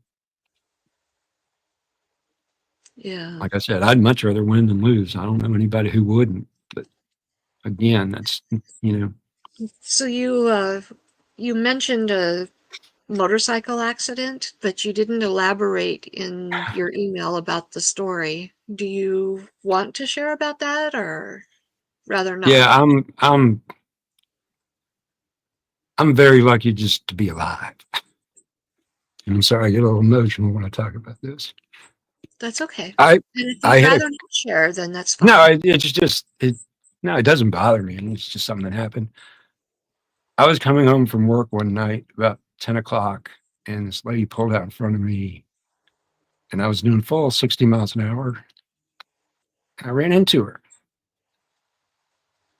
I should not have survived because I landed on my head Mm, about 100 yards from where I left. And wow. I was coming down a hill, and there's a little side road. And I'd just gotten off work. I worked at a restaurant. I worked at night. And some of my friends worked at this restaurant. And I came over the hill. I saw her sitting at this intersection. So she was sitting there. Saw her stopped. She stopped at a stop sign. And I'm coming down. It's a 4-lane highway with a turn lane in the middle. So it's 5 lanes wide. At that time, the speed limit was 60 miles an hour on my side. This can be a long story. Uh, so I'm on the county side of this road, the speed limit 60. You come down a hill, a steep hill, you go across a bridge, and then you go up into the town of Roswell, which is where I lived. So the bridge was kind of like no man's land. Mhm. The county side was 60, the city side was 45 for the speed limit. And on every Friday and Saturday night, there'd be a policeman, a city policeman on the city side, and a county cop on the county side catching speeders on the bridge. Because you came on both sides, you came down a steep hill to go across the bridge. So people Mhm. would come down out of the town knowing that the speed limit was 60 on the other side of the bridge, and they'd be doing 70 by the time they hit the bridge. So it was an easy place for them to give out tickets. But Right. everybody that lived there knew that they did that. So, and you just watched your speed. It was very easy on the two hills just to come coasting down and be, over the speed limit on either side. So it's not that they were Right. doing anything wrong. It was just that they knew that they could always give out tickets there. And it Meet their was, quota. yeah, it could be a dangerous place. So I Yeah. had my wreck there. But anyway, so I had come over this hill, saw her sitting there. I had friends that worked at the restaurant that was in the shopping center right there, and a lot of times we would go do stuff after work, especially on Friday or Saturday. We'd go downtown to a late concert or a club to listen to somebody play music. So I glanced over there to see if anybody was there. When I glanced back over, she is 10 feet in front of me in a 1970 Impala, a big old boat. Yeah, those are heavy, big boats. Yeah, and I'm on a Suzuki 250 street bike. I mean, it had some weight to it, but not compared to a 1960 Impala. So again, I'm doing a full 60 miles an hour, well within the speed limit, just kind of cruising along, coming home. I hit her in the front quarter panel. Luckily, the bike stopped. I didn't. The cop that was sitting at the bottom of the hill saw the whole thing. He said it Wow. looked like I got shot out of a cannon because I don't remember. I don't remember anything other than seeing her starting to grab the brakes and starting to say something not so nice. And that's all I remember. I don't remember flying. I don't remember hitting the ground. Luckily, actually, it's probably a good thing I don't remember any of it. Uh, so again, cop sees the whole thing happen. Actually, both cops saw it happen, but since it was on the count, I was on the county side. The county That's cop came and took care of it. So they get me to the hospital somehow, wherever, I don't know.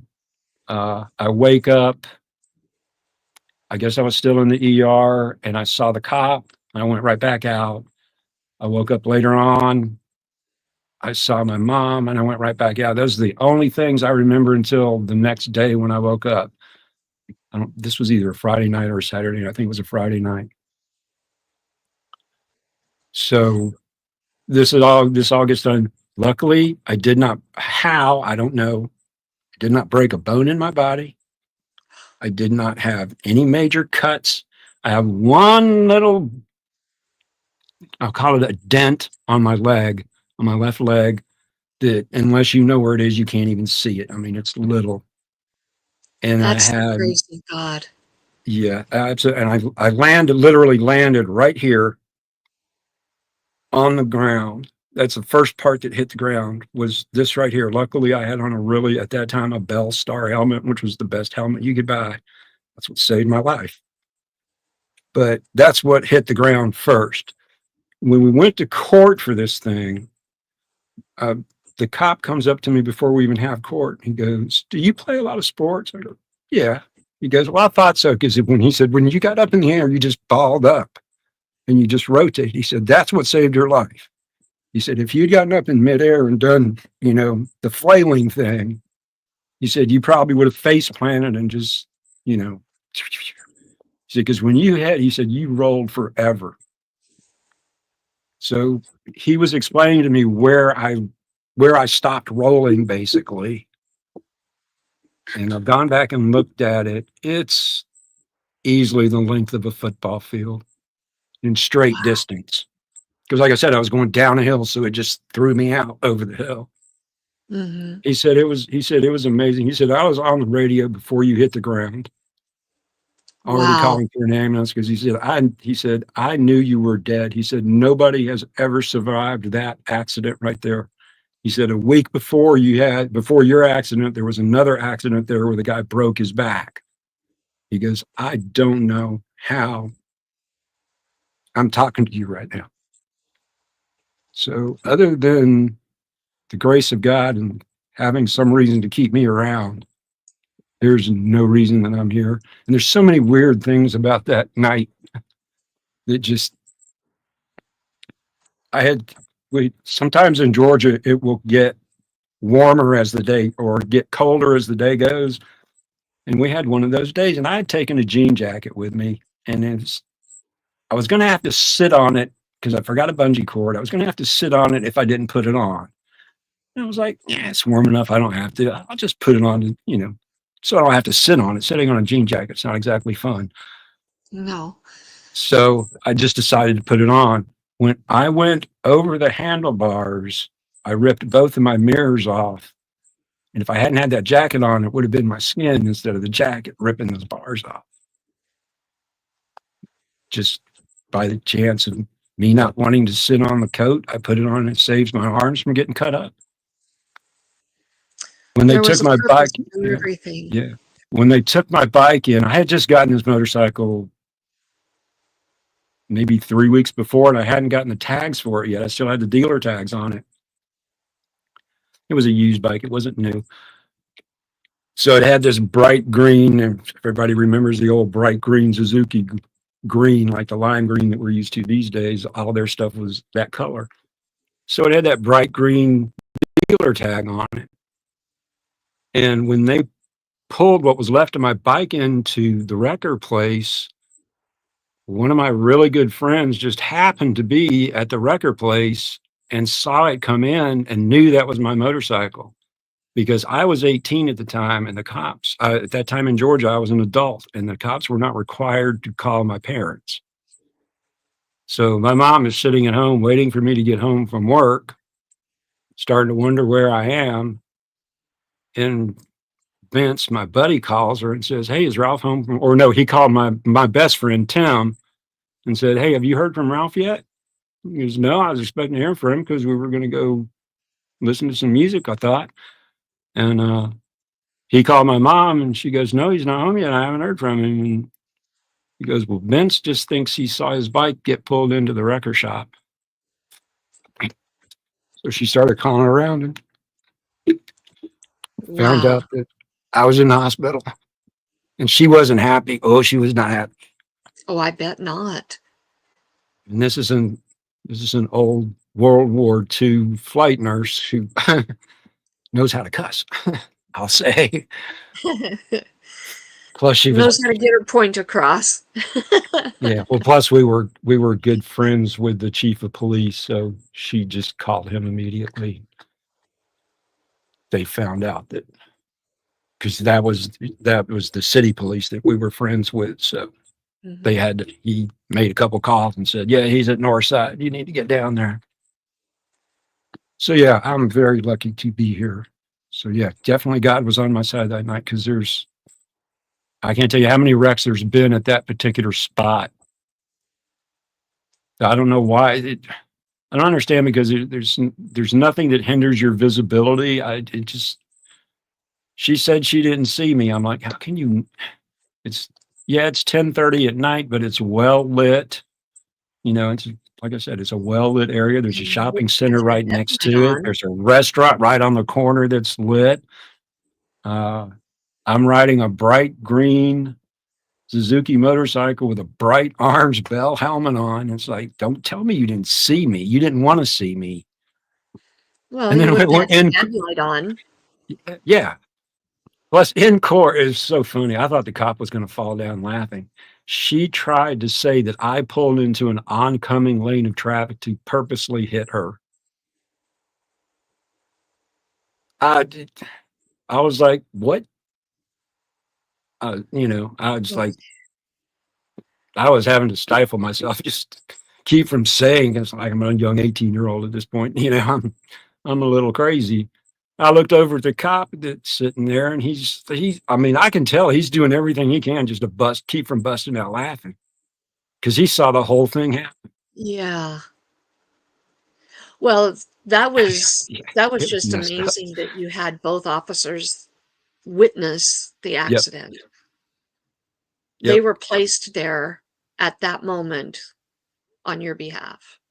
Yeah, he said it was amazing. He said, I wish I had film of it. He said it was just incredible. He said your bike just stopped. And it just, like I said, I hit the front quarter panel, and that sounds bad, but if I had hit her back in the passenger area, it would have thrown me into the side windows of the car.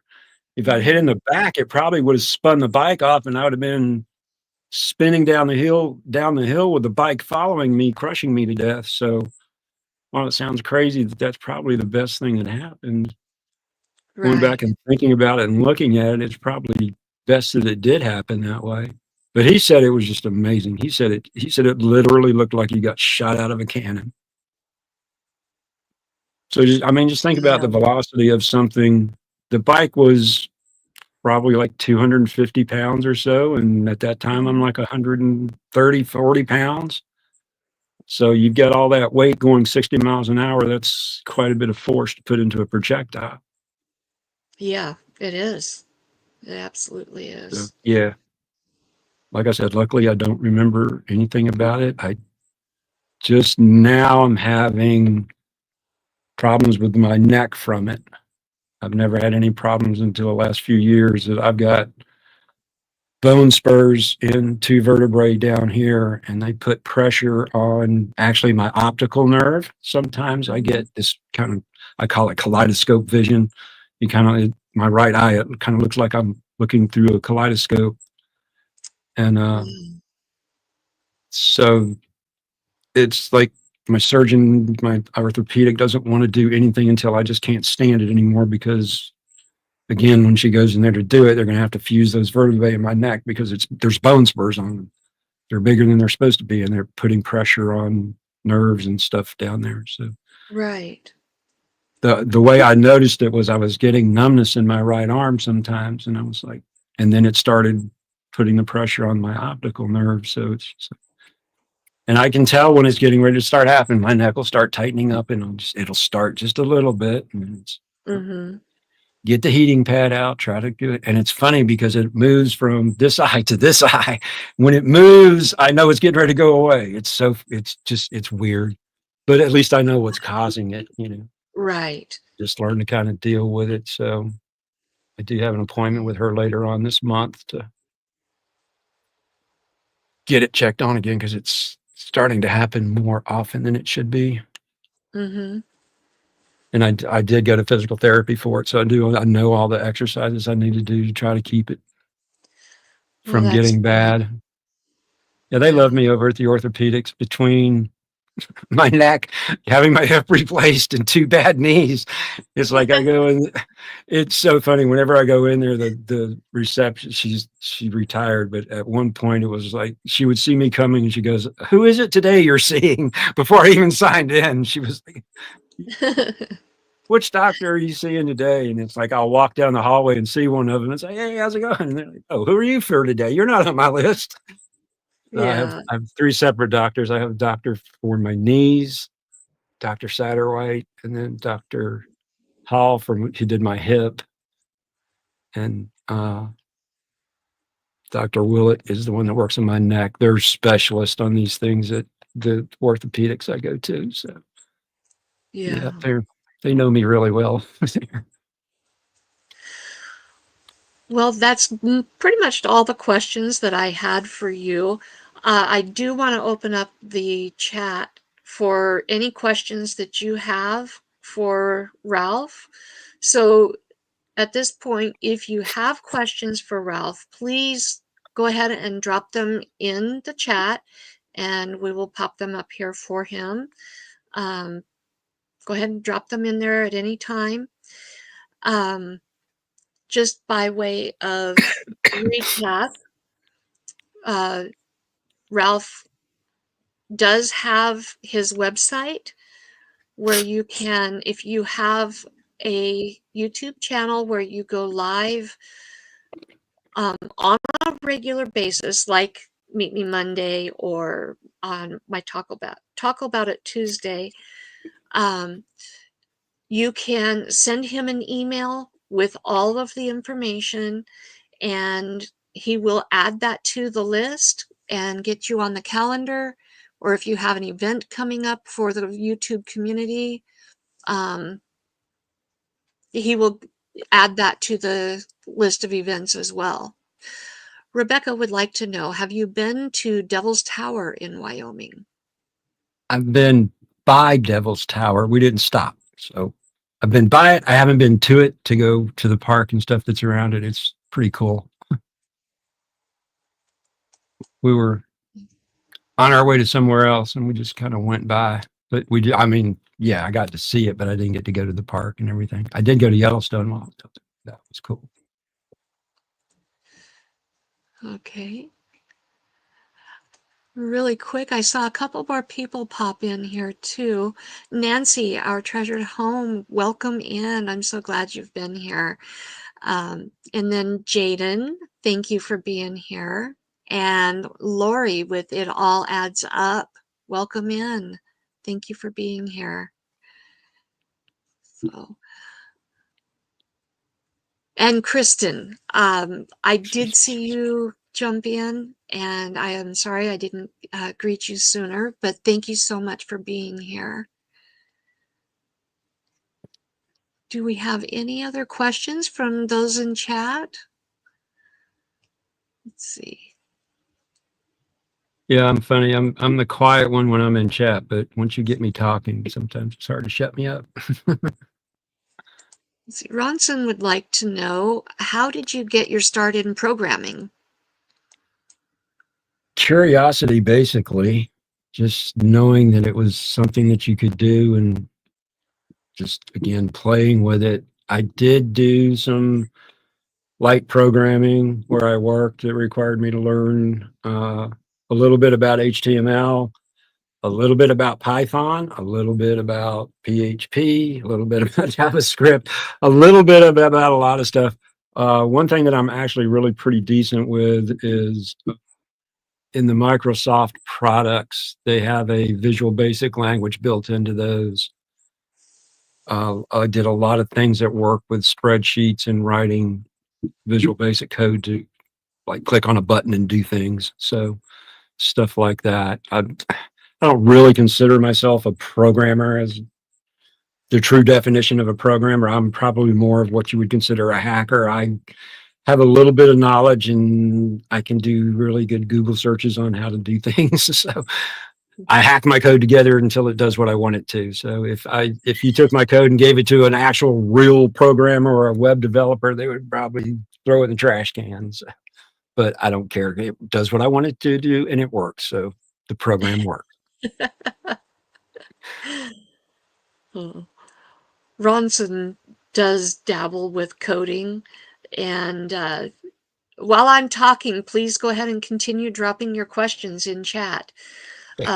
He put together this really cool shadow box for me, and I'm still trying to figure out where I can set it up and display it because I really want to have it up. Um, but it's a shadow box, and he printed out um, basically my own YouTube button. You know, you get a button Okay. Yeah. when you reach certain milestones. Yep. Well, he created, he had it printed out in color, and it's congratulations, you've reached, and then it's got a window, subscribers. Oh, And cool. then he has, um, I don't remember what the component is, um, but it basically updates via Bluetooth, I think it is, or Right. Yeah. Wi-Fi, one of the two. Anyway, it updates my subscriber count. Yep. So it's a live count. Yeah, that's cool. Yeah, it's Like a the live idea. count, so it'll update up to, I think, 999 or something like that. Yep. Um, so I can always have it, how many subscribers I have on my channel, and Yeah, it's really cool. that's the thing about computers is they're just a tool to be able to do enable you to be able to do other things.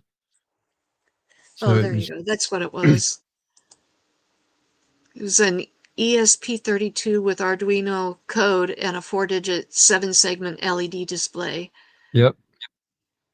So I guess it would go to 9,999. So if I hit 10,000, then it won't work. Yep. Then you'll have to get the 8-digit display or the 10-digit display. That's just But it. With computers, it's just whatever you can figure out or think of to do. You know, there's a program out there that'll do it, or there's ways to do it. Some of them may be harder than others, but still, again, a computer is just a tool. So, yeah. But yeah, he's always coming up with new little kits and projects to work on, like teaching himself how to solder the components onto the circuit board yep. and the little That's things like always that. touchy. Yeah. One of the things we had to do when I was in tech school for the Air Force is we had to unsolder a board. So we had to take the components off of Hmm. it. And that is really tricky because if you keep that soldering iron on there too long, that little round thing that the wire comes through, it will lift off of the motherboard. And when you do, or the system, the circuit board, when you do that, you've ruined it. So you have to be really, really careful when you do this type of stuff. Yeah. We had to, I think, I can't remember, we could only lift like one pad off to be able to pass that part of the course and stuff. I had one guy in my class that he was the only one that had ever done it that got them all off without lifting a pad. I mean, that's how difficult this was to do manually. In factories and stuff, they have machines that do this that are very precise in what they do, but we had to do it by hand. At that time, he was the only one in the whole history of the course that had ever taken one apart, taken all the components off of a circuit board. Getting them on is a little bit easier because the solder will flow for you. But getting them off, you have to leave that on there just long enough to get it to loosen up. And a little bit too long, and that pad comes right off. Anyway. Yeah. I know he's done a couple of live streams on his channel of him just doing a little project and soldering or um, whatever. It's totally not something that I'm necessarily interested in, but I find myself just sucked in watching the precise Yeah, nature. when you're soldering on a circuit board, then yeah, that is the word precision. That is the word Yeah. that you got to keep in your mind. I got to do this precisely. There's no messing up. Because like Yeah. I said, And if you screw up the the circuit board itself, then it just gets thrown in the trash usually. yeah. Yeah, it I know is, he's got his Ronson. little It is. microscope and all of his little teeny tiny tools, and then he's got his phone there recording it, and And I'm like, Yeah. okay, you're really magnifying this, and that's still really tiny, and I couldn't do it. Yeah, the boards we were working on were not really all that small either. I mean, they weren't anywhere near as bad as some of the really tiny, really tight stuff you see, on a circuit board. These were, you could pretty much get at them, but it's still, again, you have to be so precise with it and just Yeah, at times just kind of lucky. It's like, oh, good, I got that off without right. pulling anything, without damaging it. Yeah. So, does anybody else have any questions for Ralph? I'm not seeing anything else come in, but definitely it's open for questions. Yeah, I and will say, I went again, and if you watched, have, sorry, go ahead. I did watch your video. I think it was the dragonfly, Okay, or yeah. no? Do you have the dragonfly one? I think that's the one you commented on. That was absolutely stunning. It was so beautiful and so relaxing. There's I'd a, like to be able to say that I took that footage, but I didn't. It's all stock footage. oh, is it? Yeah. I would love to be able to say I was that good with a camera, but if I was that good with a camera, I wouldn't be on YouTube. I'd be making money hand over foot. So, uh, not that I need it, but no, if I was that good with either videoing or a camera, that would be my livelihood. No, that's stock footage from a site that I belong to called Envato Elements. They have all kinds of stock footage and sounds and music. It's a stock footage asset type place. Oh, There's okay. two services that I belong to. One is Envata that I get all of that video stuff from, and then the other one is Epidemic Sound, which all the soundtracks come from Epidemic Sound. Those are the only two things that I subscribe to as far as getting assets for videos and stuff like that. And they're each of them right at $100 a year. So it's a little expensive, but not ridiculous. It's on a monthly fee. It's a yearly. You can pay for it monthly, but I like to do the yearly because you get a little Now, bit off of it. there was another thing that I forgot to mention in our interview. You sent me an email Saturday, and I was unable to be there for your live stream Oh, on Saturday, and I that's I okay. need to go back and watch it. You do occasional live streams with Devil Dog. Yes, the first Saturday of every month. Most of the time, there's times Okay. we miss, but everybody does miss. We do what we call Tech Talk with Eddie and Ralph, and we just go over and talk. Mainly, it's more me talking, but Eddie is really good with the online side of stuff, as far as like YouTube Studio, StreamYard, because you use StreamYard all the time till they did their price routine, and now he switched over to using Talk Studio by Streamlabs. But again, Restream, use whatever you want, use whichever one you like to use. Anyway, he's really good with that side of it. I'm really good with the PC side of stuff. Like I'm really good with, I won't say really good, but I'm good with DaVinci. I'm good with OBS, and I'm just good with computers in general. I build my own computers. I don't ever buy a pre-built computer. I build my own PCs. I build PCs for people that want to buy parts or want a custom PC or whatever. Don't do as much as that as I used to, Hmm. but just stuff like okay, OBS. I'm going to take up too much more time here, but OBS. What I'm doing right here is just me with a green screen, and then I have, if anybody's been watching, my background changes, which is just a slideshow. Uh, and this is just a scene that I created in OBS. And this is what I just usually use instead of just my camera, because there's a desk and shelves and all kinds of junk behind my green screen that's behind me that nobody really needs to see.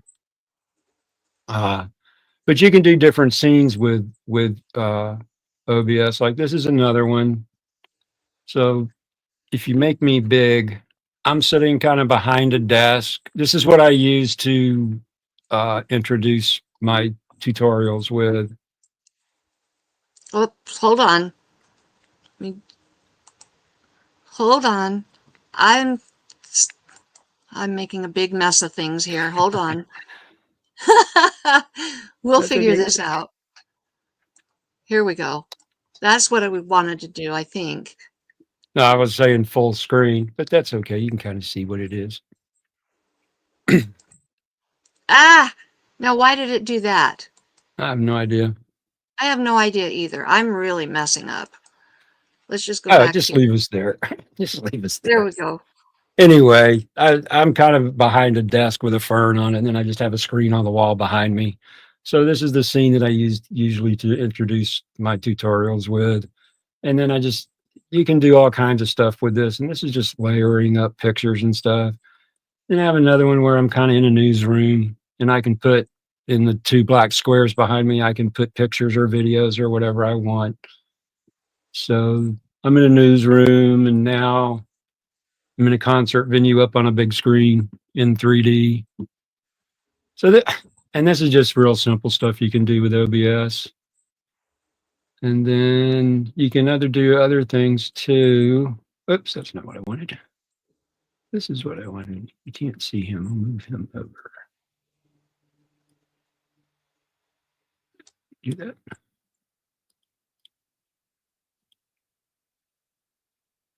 You can't see what I have up on screen right now because he's in the bottom corner.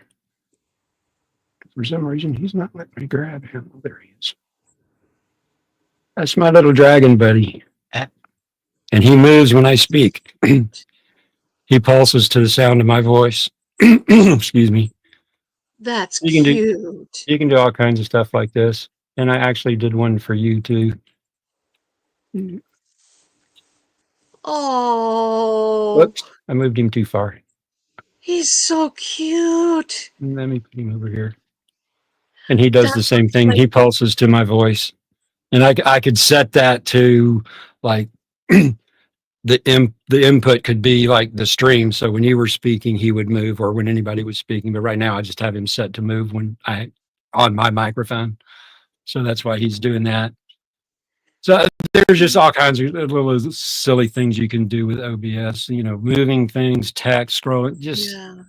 pretty much anything your imagination can come up with. So That little kitty it's looks like fun to play. that little kitty looks like what our Mary Ann looked like when she was a little baby girl. Yeah, She's 8 years I old now. the picture of the cat. It's literally it's a still image. It's just a picture of a cat. Actually, Yeah. it's artwork of a cat. There's a website called Clean PNG, CLEAN PNG, and all of their stuff, all of their graphics, they're all free to use. They're free to download and use. They all have like clear backgrounds, like transparent backgrounds. So there's like no white background or green background that I had to get rid of or anything. And with him at all, it's just a transparent image. Hmm. So when I put him up there, it's just you just see the cat, no background or anything like that. Right. It's a really really good site for transparent background images and stuff that you want to use in your video stuff. Okay. But that's just kind of some of the fun things that you can do with OBS. And then again, I'm just using the virtual camera that I'm outputting to go to StreamYard to come to the stream. So OBS That is fun. is that. Oh, hey, look at who you are now. So that's is that correct? No space. No space. Okay. Yep. Well, just remember, there's no space in that. Clean PNG Yeah, it's is just the cleanpng.com. And they have all okay. kinds of stuff. That's really nice stuff there. And again, one of those places that's free to use. Okay. That's great. So then on your monthly live stream Oh, with that's what we're Eddie, talking about. Yeah. Devil Dog, you talk about all things tech. Pretty much. Usually, what I will do is I will demo something. Like I will show you how to do something, especially in Resolve, because again, it's Mm-hmm. like my fanboy program. But because just a lot of people want to do stuff in video editing and stuff. So I've done other things. I do, OBS stuff. I'll do whatever anybody wants me to talk about. I mean, I can talk about I've talked about hard drives before. I've talked about, I can talk about pretty much anything that I know about as far as computer goes, but we're trying to keep it tech side. So, even if it's like putting a computer together, like Hmm. it's not just online stuff and not just video editing or OBS or stuff like that. If you're So having a you have your problem, you can come up and ask. I don't okay. guarantee that I will be able to help you, but I will certainly give it my best shot. All right. I've worked in tech for a long time. Like I said, I was in high tech stuff when I was in the military for 8 years, and then I worked for Travelers Insurance Company in their data center here in Norcross for 38 years after that. And my job was directly, for the most part, when I first started working there, I worked hanging tapes and tape, but that was my door in. So I worked mainly in the hardware group, and our job was to install, deinstall, cable every piece of equipment, all switches, servers, mainframes, maintenance on some of it, on some light maintenance on the servers. We did maintain the mainframes. That was IBM. But so I've been Okay. around tech for a long time. I'm pretty good with it. So again, we do that to help people out or to show things. This last week, I showed some of the differences between the free version and some of the things you get in the paid version of DaVinci that are pretty impressive things. So Awesome. Awesome. we talk about anything tech. We try to make it.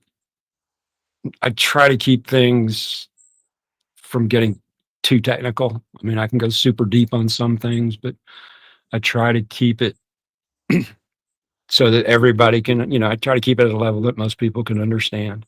Thank you for being here, Rebecca. I really appreciate it. Have a good afternoon. Well, I am not seeing any other questions come in. If you do, while I'm wrapping this up, go ahead and drop the question in the chat. Um, please, please, please help push the website for WebbsWeb out there and his channel. Let's help boost Ralph's channel and his website and get it out there. Let people know that it's available. This is a community resource. It is out there. It's a gift to the community. It's not just for homesteaders. It's not just for gardeners. This is for everybody. We want to make sure that people understand that it doesn't have to be just for the homesteading community. Right now, that's primarily what's on there because that's what's been available. But we want to make it available to everybody, all all walks of life on the YouTube um, channel or whatever you want to call it, social media. We want people to know that there's a resource available to help them get their live streams out there to people, to promote their events that are coming up. Um, we want to help Ralph out. He has been there for so many people, and he's promoted their channels, he's promoted their events, and now it's our time to give back to him and for all that he's done for us.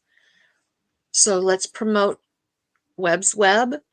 Let's promote the live stream list. Let's promote the events page. Um, let's get the word out. Let's help him out. So, um, Like I said, it's there to help you guys. And if you have an idea or something you want to see me do different, just let me know. I'm open for anything. Like I said, this thing's for you guys. yeah. And that's the same for Meet Me Monday. This is for you. This is for you to promote your channel. This is my gift to the community. It does not have to be a homesteader's channel. It could be pretty much any genre. There are some that I would draw the line at. There are certain, if it's diabolically opposed to my personal beliefs, I will politely and respectfully turn it down. But I will promote and interview most channels. All I got to do is fill out the interview request form found on the About section of my channel, and I am willing to consider just about any channel. I am winding down on the number of people who have requested interviews. If you've not had an interview and you have actual content on your channel, if you've got 5 subscribers and you've got videos on your channel and you are trying to grow your channel and you would like an interview, fill out the form. If you've got 50,000 subscribers and you want an interview, hit me up. Let's see what we can do for you. This is for you. It's not about promoting me, it's about promoting you. So anyway, if there are no more questions for Ralph, then I would like to go ahead and wrap this up. We've been here for a little over 2 hours, and I'm sure Ralph has other things that he would like to do today. I do truly appreciate each and every one of you that have been here with us today. Those who have been in chat, those who have been listening in the background, you are so very important and appreciated. Next week, I am doing something a little different. I do YouTube channels. I promote YouTube channels. However, next week, my guest will be a personal friend of mine who has an Instagram page. She is considering starting a YouTube channel, and I'm really, really hoping that she does. She's somebody that I went to school with. Logan and I both went to school with her. And like I said, I don't typically branch outside of YouTube, but this is something very special to me. Her name is Cameo, and she's got quite a story to share. And I really hope that you will come and support her. I'll be getting that live stream set up here in the next day or so. Her Instagram page is called Remnant of Truth, and she's going to be interesting to hear. That will be next Monday for Meet Me Monday. Tomorrow is Taco About It Tuesday with Glenda from Grace and Fire. You never know what we are going to talk about. It truly is a hodgepodge of conversation. Sometimes those conversations can go sideways on us and get pretty wild and crazy, and it is a lot of fun. We do a giveaway once a month. You never know what Tuesday it will be, and you never know what time during the live stream that we will do the giveaway. So you don't want to miss Talk About It Tuesday. You don't want to miss it. Ask Rebecca. I know she's already out, but she won a book last week. And so you never know. I am going to re-record Thoughts for Thursday, and I will do my best to have it up Thursday. It might end up being Friday, but I will get your next chapter up in the series that we're doing on the names of God. That will be up this week. And hopefully I will get my garden update for the Survival Seeds 2025. Hopefully I can get that up this week. I've got it recorded. and I hope to get some videos up of our kittens. I need help naming the third litter. They're already over 2 weeks old, and they do not have names. So that's what's happening in the world of Lewis Acre Farm. Again, I want to thank you so very much. And Ralph, thank you for being here and sharing your story, sharing your channel, and sharing your gift of technology with the YouTube community. Figured I might as well put this knowledge to use somehow. Well, we do so much appreciate it. And, Yep. so with that, I will say goodbye and thank you again so much for being here, everybody. And I hope to see you tomorrow for Talk About It Tuesday. Have a wonderful and blessed week. Bye, guys.